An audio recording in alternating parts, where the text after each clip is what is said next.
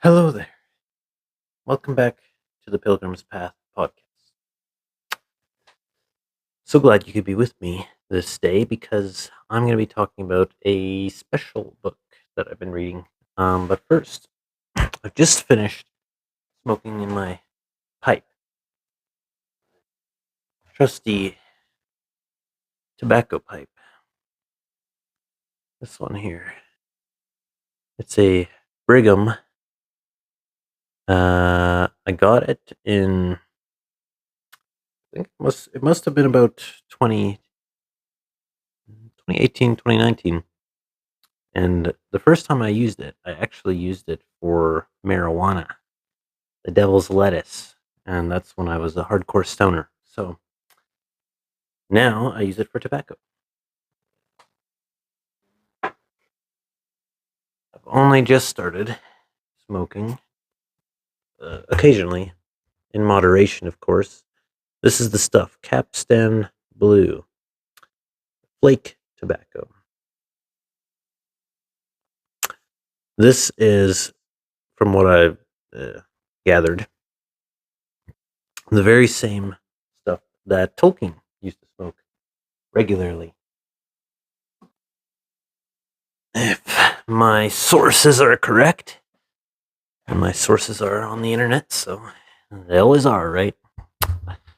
But anyway, let's get into it. So the book that I'm going to be talking about today is this really delightful little book, In the House of Tom Bombadil. Now, this book is written by C.R. Wiley. He's a pastor in, I believe, in Washington, D.C., somewhere around there, around the Palouse there. And so the basic gist of the book is trying to figure out who is Tom Bombadil. If you don't know who Tom Bombadil is, he is a character from The Lord of the Rings. Exclusively the book in The Fellowship of the Ring. He is not in the movies. And there's some controversy about that. The hardcore, diehard Tolkien fans are all kind of, upset at the fact that they omitted Tom Bombadil from the films, and I understand and I sympathize with that. I do think that Tom Bombadil is a character that is not really meant for the big screen. I think that they would have ruined him probably if because the type of character that Tom Bombadil is, you really need to have the medium of a book, in order to really flesh out who he is. Or, well, I mean, Tolkien doesn't even do that; he doesn't flesh out who he is. But to I don't know, to have this character in there who's such a mystery, and yet have these amazing scenes with him where you're just loving it. You're just loving it, and or you're hating it. I mean, some people I've heard hate it. They don't like Tom Bombadil in the book even. But I think that in the Lord of the Rings, in the Fellowship of the Ring, all of the scenes with Tom Bombadil are probably some of my favorites. Because I think that's Tolkien at his best. I do. I really do believe that. Anyway, the basic synopsis of this book is, well, let me see if I can find it here.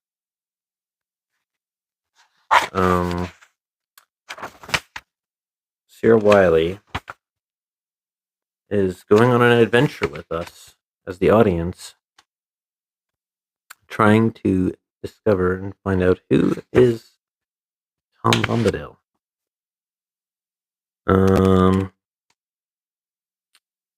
Yeah.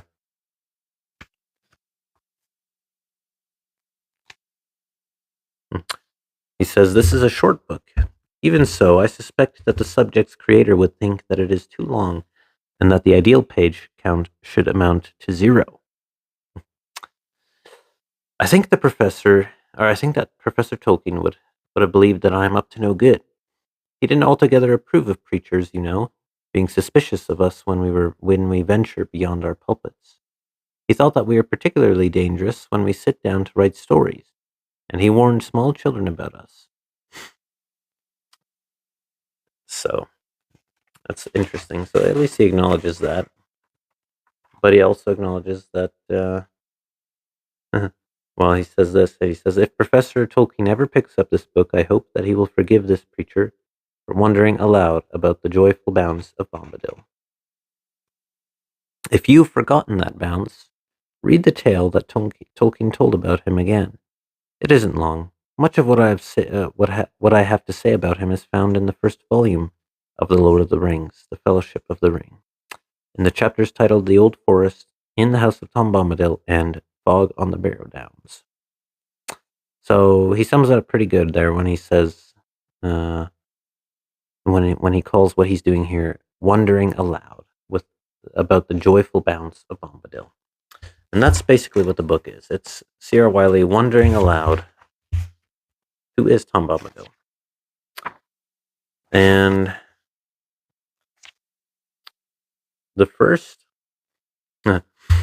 appearance of Tom Bombadil in The Lord of the Rings is, I think, amazing. I think it's beautiful because it just sets the scene and it sets the mood of the character. So here's a passage from The Lord of the Rings. "Then suddenly, hopping and dancing along the path, there appeared above the reeds an old battered hat with a tall crown and a long blue feather stuck in the band. With another hop and a bound, there came into view a man, or so it seemed." And so immediately we're introduced to this kind of mysterious figure, but like I said, he sets the mood. He sets the mood for the next few chapters. He's hopping, he's dancing along the path, and you see a battered hat with a tall crown and a long blue feather stuck out of it in the band. And with another hop and a bound, he came into view. And so he's a whimsical creature. A whimsical creature. He's mysterious. He's whimsical. No, this is my favorite. Oh yes, I love it. He sings to himself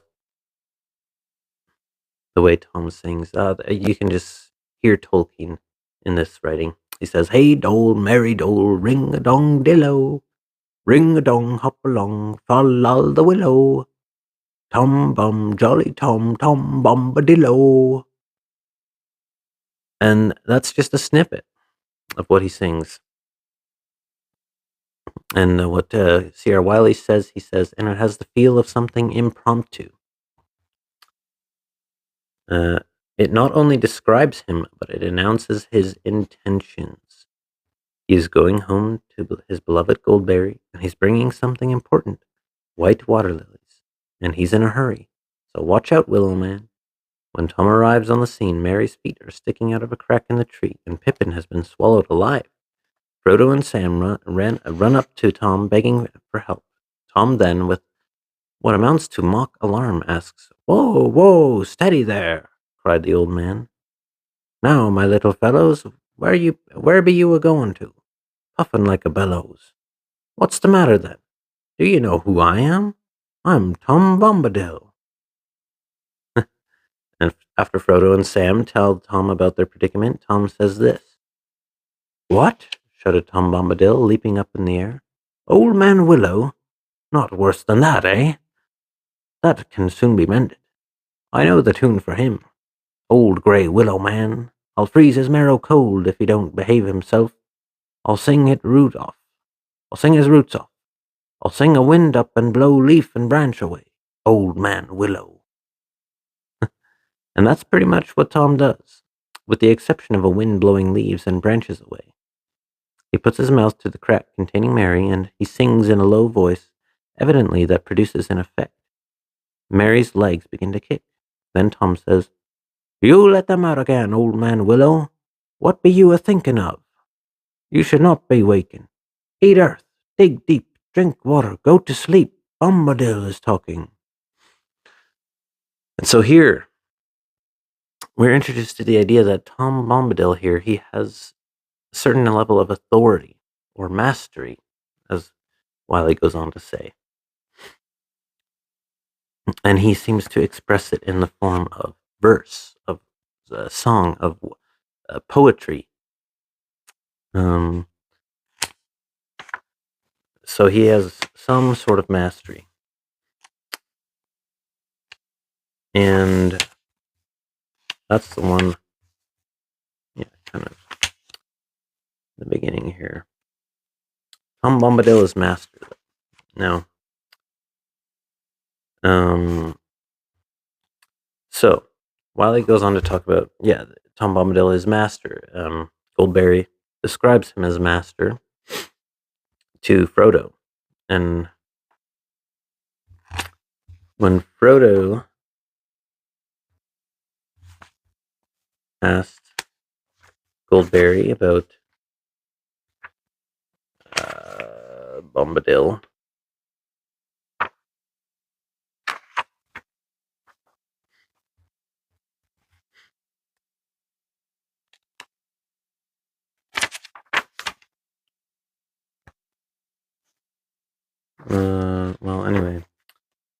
so he says, Frodo asks something like,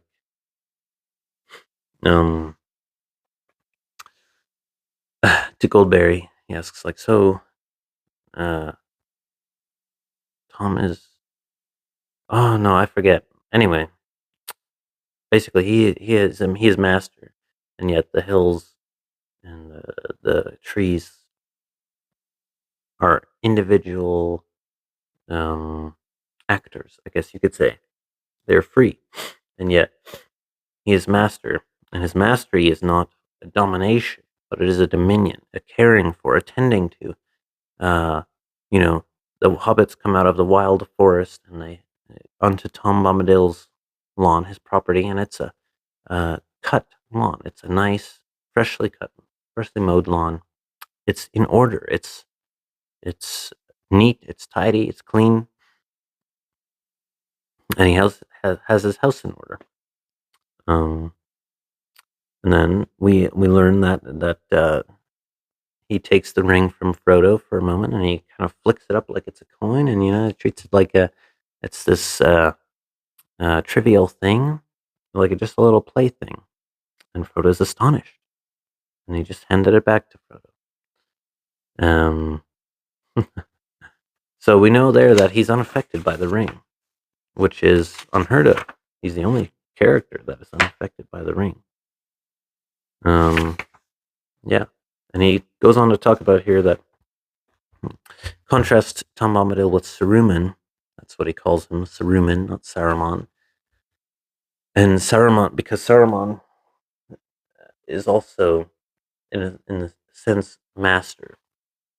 Although he obtains mastery, in other words, power or knowledge. Knowledge is power. He obtains power through knowledge, but he obtains knowledge through wickedness. So Saruman, he again says, basically he accuses Saruman of breaking things in order to find out how they work, or to find out what's inside them. And then he says that whoever breaks a thing to find out what it is has left the path of wisdom. And that's what Saruman does. He breaks things to find out what they are, what they do, how they work. And he dominates. He dominates, and it consumes him. He becomes evil. He becomes consumed with this selfish desire for power and knowledge. And Tom Bombadil, we learn, has probably greater power than anybody else in Middle Earth, and yet he's humble. He humbles himself to a little cottage. He doesn't go. He doesn't try to go and fight Sauron. He doesn't try to defeat the dark forces. And he has everything under control, basically. He has a dominion over Old Man Willow and the Barrow White, and yet he does not dominate. He tends to. He cares for the land, and And he goes on to talk about communion and knowledge and communion, that the knowledge of God, the knowledge of the Bible, the knowledge of the Word, the Logos, will give us communion with the Logos, and the knowledge of God's creation, and communion with God's creation will give us more knowledge of who God is. As Tom has communion with the creation, he communes with the trees and with the earth, Middle Earth, the world. Yeah.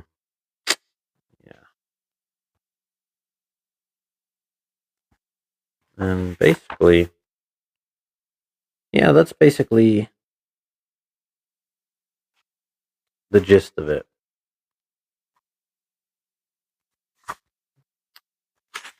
Let's see. Yeah, he has no recorded beginning or end. Uh, he's clearly a creature. He is master, and yet he is not the owner of all things.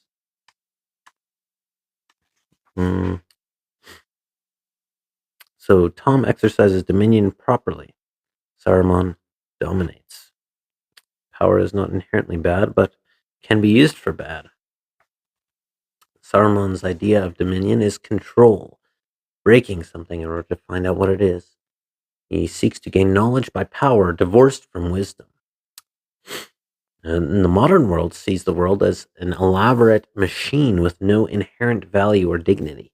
This gives them a justification to break the world in order to discover more and more about it. So we can learn this. We can apply this in our own lives. We should stop thinking so materialistically as Christians. Let's stop thinking so materialistically. This is God's creation. We don't have a right to do with it whatever we will. We clearly have a dominion mandate, and we do have some authority over the creation. We have more value than animals. We're more valuable than animals because we're souls. We're living souls. But to a man who abuses animals or his pets, a man who abuses nature for no good reason, it has left the path of wisdom. Anyway. But in contrast, Saruman, Gandalf, and Bombadil both open up the pathway into the older way of thinking. Right, that's why he makes an argument for the older way of thinking being superior, a way with wisdom and knowledge, and you can see that in the medieval era. This deep communion and wisdom, not like with God and with Christ, but with through nature as well as through the Word and through prayer, through nature as well. It's a form of communion with God. Right, and for example, Saruman, he only deals with the ends. He only talks with the ends in order to receive knowledge from them. And Saruman's knowledge to power worldview makes him more machine-like. Is an observation that Treebeard makes. And then knowledge and communion. Tom's way of knowledge is not through exercising power and control, but is deeper. It's communion. And language and power. God spoke the universe into existence, and now we see Tom speaking. His speaking is power. In the Silmarillion, the Iluvatar spoke Middle Earth into existence, and Narnia, Aslan sang Narnia into existence. God spoke, and it came into being. Good magic doesn't break things to know them or pulverize them to repurpose them. Instead, it brings out latent goods in given things. That's a quote from this book. Page 48. Tom knows the music of the world, but maybe we don't. Maybe we've lost an ear for the music of this world. And there's another idea in this book about baptizing the pagan imagination. Tolkien wanted to redeem the pagan myths. We cannot fully dissolve cultures and their stories and replace it with our own version of Christianity. Therefore, we must, in a sense, meet them where they're at. Now, he's talking about, obviously, Norse, Greek myths. Tolkien and Lewis obviously had a great love for the myths. And I do too, from what I've read so far. And There's this idea of baptizing them, redeeming them, um, making them better, meeting people where they're at. Yeah. Um, there's a difference between good and evil. That's another point. He points out that hell is a bureaucracy. In hell, there is a food chain in which the higher consumes the lower. We see in Christianity in which the highest of all gives himself as food for all. Heaven is a harmonious communion of natures ruled by love. And finally, purposeful joy, rest, and contemplation are some of his major final points, some of the major points of this book. Tom, because he knew how things would end, was filled with joy and living in the present. He was not in despair. He knew everything would work out for good. And how much more we Christians can we know that? Since we know how things end victoriously, we ought to have the same joy. Rest is important as well. Rest is not just preparing for more work to come, but actual, present, intentional rest and communion with God, with Christ. How can we imagine an eternal rest if we can't even rest for a few moments now? That's another quote from the book. He talks about Martha and Mary. We should think more and act less, in a sense, like Martha and Mary, the story of Martha and Mary. We should think more. Mary was sitting listening to Jesus talk, and Martha was the busybody wanting to prepare food for Jesus, and all getting everything ready and complaining to Jesus. Like, aren't you going to tell Mary that she should help me? Like, I'm doing all the work here. And Jesus says that Mary has chosen the good portion in listening to him instead of being a busybody. And Tom is the embodiment of a happy ending. Happy ending and dominion are the same thing. So the happy ending, glory, and dominion go hand in hand together. And we're going to have dominion in the final state, right? We're going to have some sort of dominion, from what the scripture alludes to, what it teaches. So we're called to practice here. We're called to practice dominion here. And so I guess this is a call to you, Christian, and to me myself, to exercise dominion in the world. Dominion over your household. Head of household. Have dominion over your household, but don't dominate.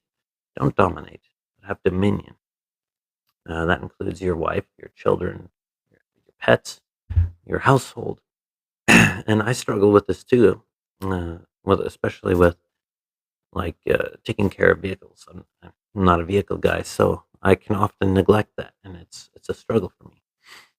So we're not expected to be perfect here, but this is a mandate.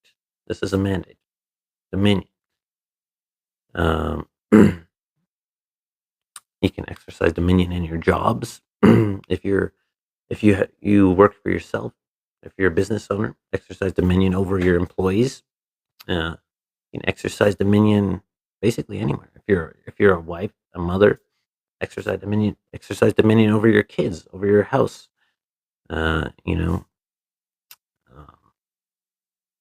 Yeah.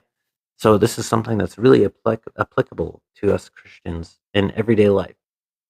So I hope that this can help you a little bit, and I would recommend you buying this book.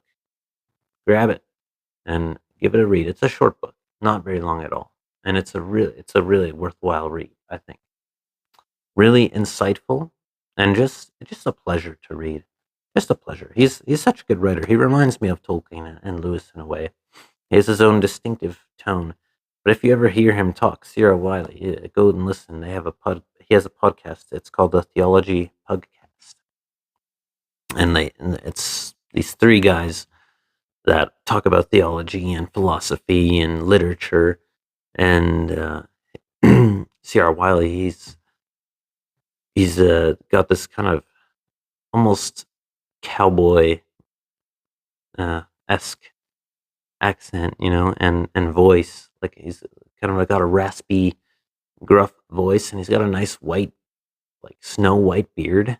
And yeah, he's a really cool guy by by what he seems like. I've never met him in person, but Lord willing, maybe one day, But yeah, this is a really good book, so I recommend it. And Lord willing, will have learned at least something from this video and been edified. And thank you for coming along. Thank you for joining me in this excellent little adventure, this little side quest of sorts. And I pray that you would go on your way, and may the Lord bless you and keep you. Thank you.